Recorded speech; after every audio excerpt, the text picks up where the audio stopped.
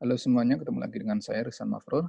Saat ini saya sedang mengikuti beberapa courses di Coursera untuk persiapan mengambil sertifikasi untuk data engineer, professional data engineer, Google Cloud Platform. Oke, kita langsung saja. Ini sekarang saya course-nya di Smart Analytics Machine Learning AI di Google Cloud Platform. Nah, ini kuis-kuisnya sudah saya selesaikan, tinggal beberapa yang harus butuh praktek. Oke, sekarang kita akan menggunakan BigQuery in Jupyter Lab on AI platform. Kita coba aja.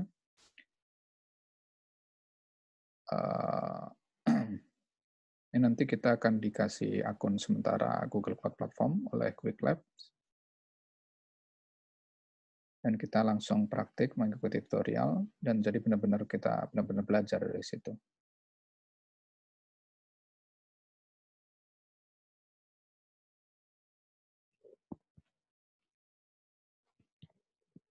Oke, kita dikasih waktu 1 jam 15 menit, skornya 10. Kalau kita nggak sampai selesai, ini skornya juga nggak akan sampai 10, dan kita nggak bisa lulus. Jadi asiknya course pakai Quick Lab seperti ini. Enak. Jadi kita benar-benar memang harus belajar, nggak bisa kita skip-skip. Oke, kita open Google Console, kita copy student username-nya, kemudian jangan lupa password-nya kita copy, save, confirm,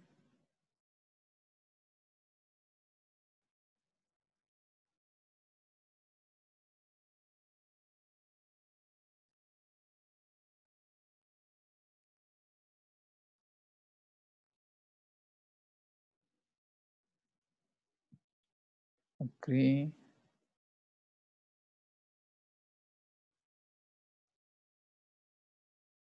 Nah, ini tampilan dari Google Cloud Platform.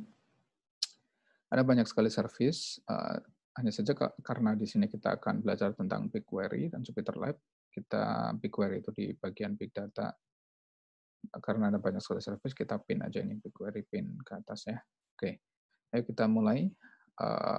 Pertama, kita buka BigQuery. Kita klik.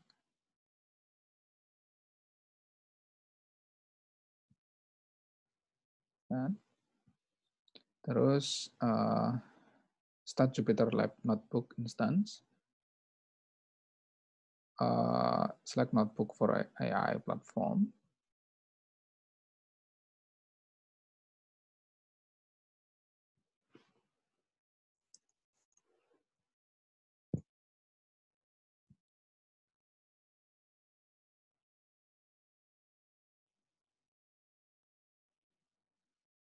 AI platform, atau langsung bisa kita pergi ke sini, ke artificial intelligence, kemudian AI platform. Kita bisa pin juga di sini nih ya, klik AI platform. Nah, kemudian kita new instance.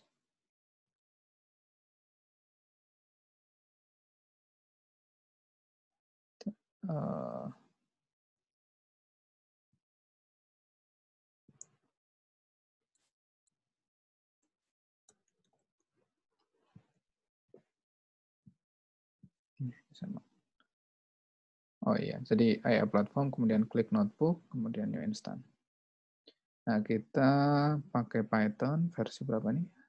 Python. Oke. Python. Untuk ininya default ya, nggak ada keterangan ya. Leave default ada option. Oke, great. Ini ya, ada estimated cost-nya ada sekitar $100 per month.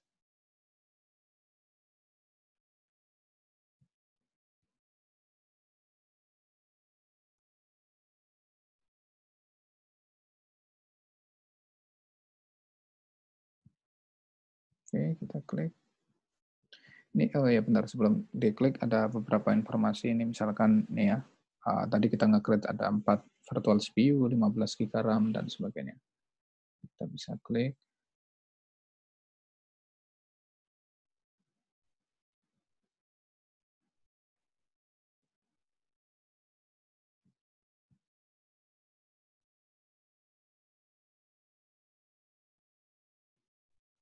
Sorry, salah. Open Jupyter Lab. Ini ternyata nge-create instance ini.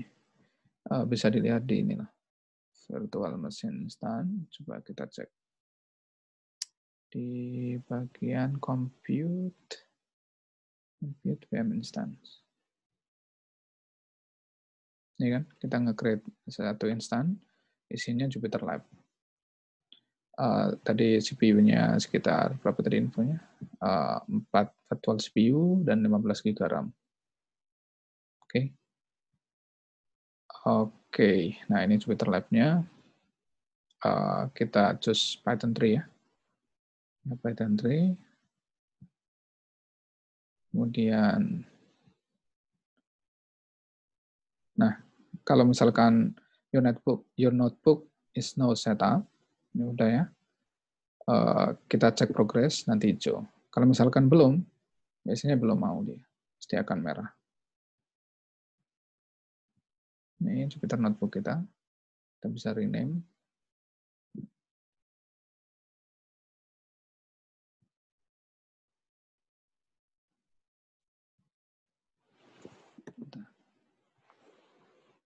Masih belum bisa nih.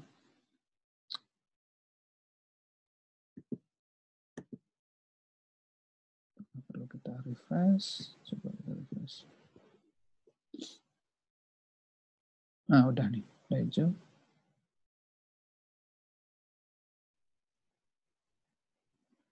Ini koneksi saya nih.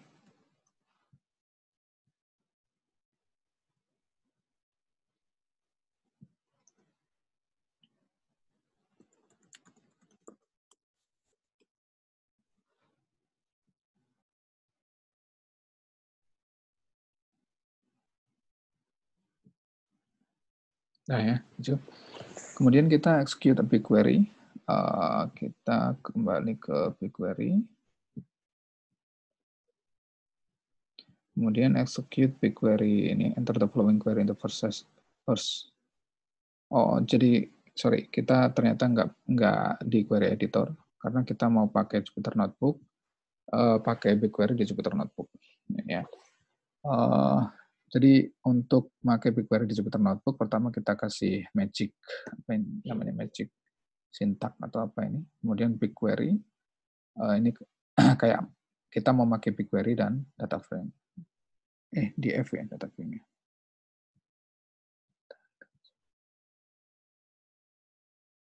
Ini kan magic command namanya. The command makes use of magic command BigQuery. Magic function in notebook provide an alias for a system command. In this case, BigQuery runs the query in the cell in BigQuery and store the output in the pandas data frame object name DF. Jadi ini ya, jadi dia running pakai magic function, kemudian dia akan menyimpan outputnya pakai data frame. Kita coba execute. Ini sebenarnya ini BigQuery support syntax query biasa nih ya, select, ini departure delay, jadi ini pakai data flight, airline, on time, flight, BigQuery sample, ini ya, arrival delay, declares, number of flight, jadi ini dari data flight, kita men-select penerbangan keberangkatan delay, kemudian count number of flight, kemudian arrival delay declares from BigQuery data sample, group by departure delay. Ketika having number of flight-nya lebih dari 100, ordered by departure delay. Oke, kita coba DF. Nah, ini hasilnya. You see? Jadi sangat simpel. Oke, kita cek my progress.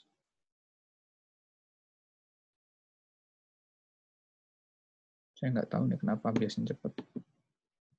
Oke, coba kita, nah udah, run the cell by, oke udah hasilnya ini DF head. Kalau teman-teman udah familiar dengan Jupyter Notebook, nggak ada khawatir, udah pasti tahu. Untuk melihat data paling bawah, ini lihat data paling atas, 5 data paling atas, 5 data paling bawah. Kita sekarang bikin apa ini? Mau diplot. Oke.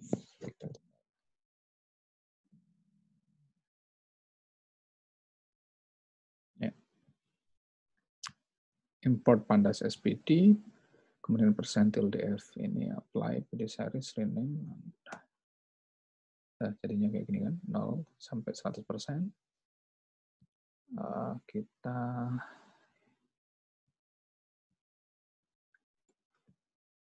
kemudian departure delay ini 0 sampai 100%. Kemudian kita drop yang 0 sama 100%, jadi tinggal 10% sampai 90%. Oke, kita udah dapat plottingannya ini. Jadi departure delay 10%, biru ini 20% sampai 90%. Udah selesai. Nah, jadi ini pengenalan saja bagaimana kita nge-start Jupyter Notebook di Google Cloud Platform pakai AI platform.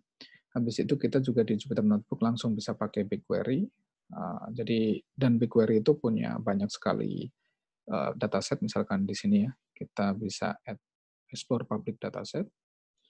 Jadi banyak banget. Kalau misalkan tadi pakai Airflight ini, misalkan COVID public dataset yang lagi nge-hit sekarang, review dataset. Dan BigQuery itu serverless, jadi kita bisa mengexecute segede apapun datanya dan itu cepat banget. Coba kita pilih COVID ini, dataset.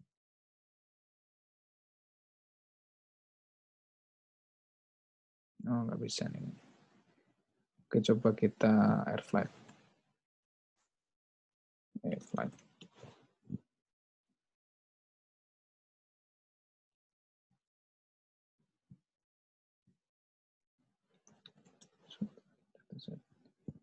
Airline, US Airline.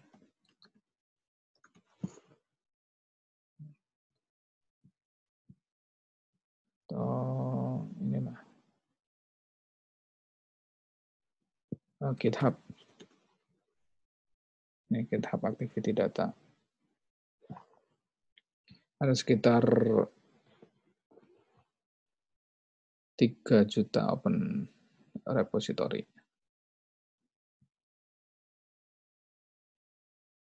Nah ini datanya langsung nih public dataset, banyak banget kan. Nah ini misalkan tadi contoh kita GitHub ya, GitHub repo.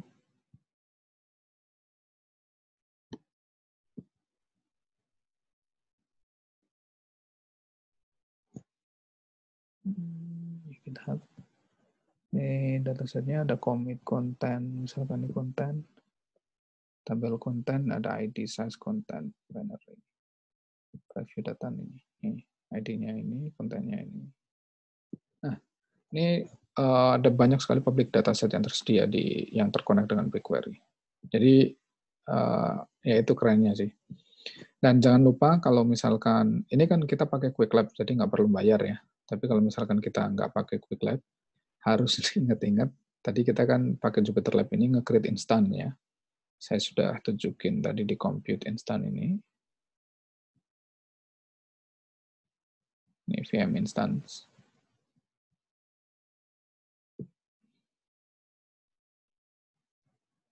Oh, nggak ada.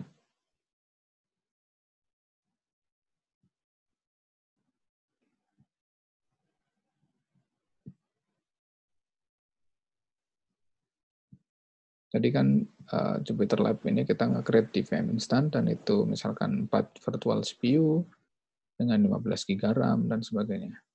Oh, ini sepertinya ada yang error. Kita coba cek di tadi. Oh, sorry, platformnya. Ya, ini sepertinya ada yang error.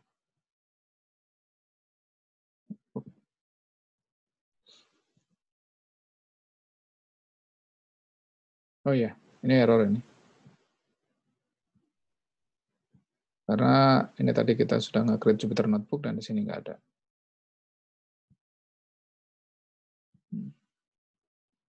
Ya.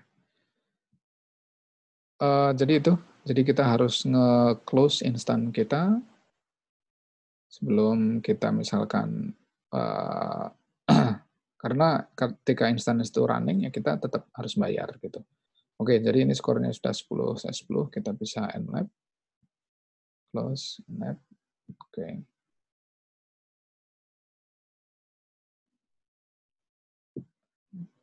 Oke. Nggak tahu nih kenapa.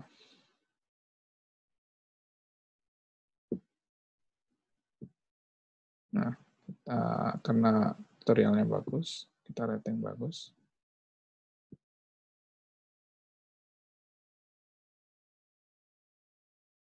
Oke, kemudian kita refresh, ini harusnya sudah hijau.